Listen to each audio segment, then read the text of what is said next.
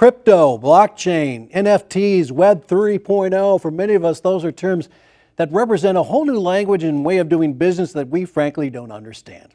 So I recently interviewed Connor Barrega, a young expert in non-fungible tokens, to learn more about what they are and how they work.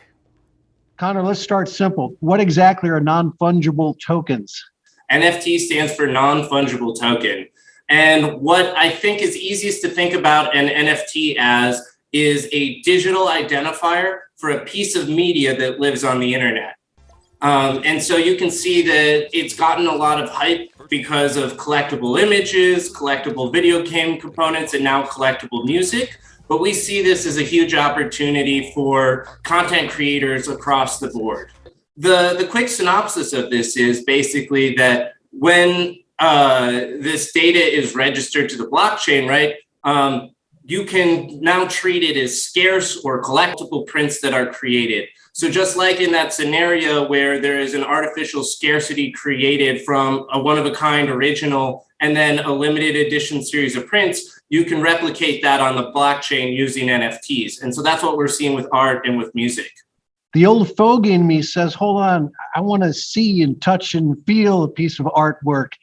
What do you say to us?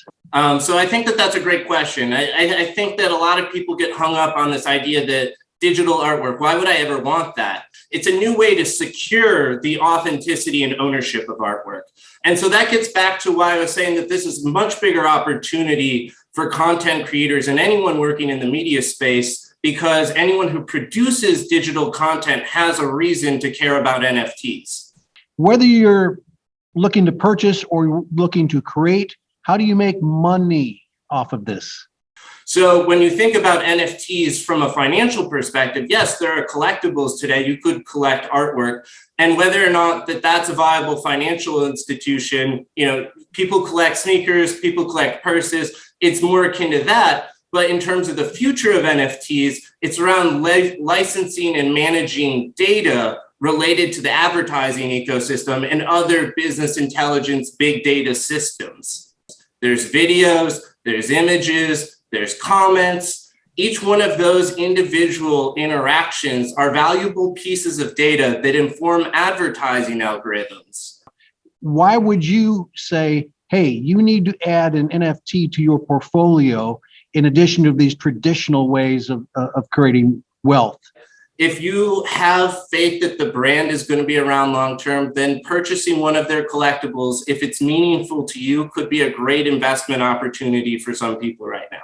But for the vast majority of people, I think the technology is still very early, and that we're going to see it develop a lot further before we see regular retail investors see this as a viable opportunity for their 401ks. The potential of a recession is with us. And that is affecting, I know, cryptocurrency right now. Is it affecting NFTs? Within the stock market, I think we've seen some of the biggest pullback from the tech stocks, and that's being reflected in the cryptocurrency markets as well as in the NFT markets.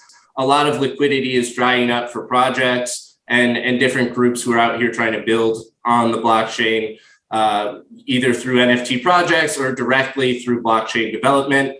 The uses for NFTs and this technology is somewhat still in its infancy. Like, we're not exactly sure all of the applications for this at this point, or you got a pretty good idea where it's headed?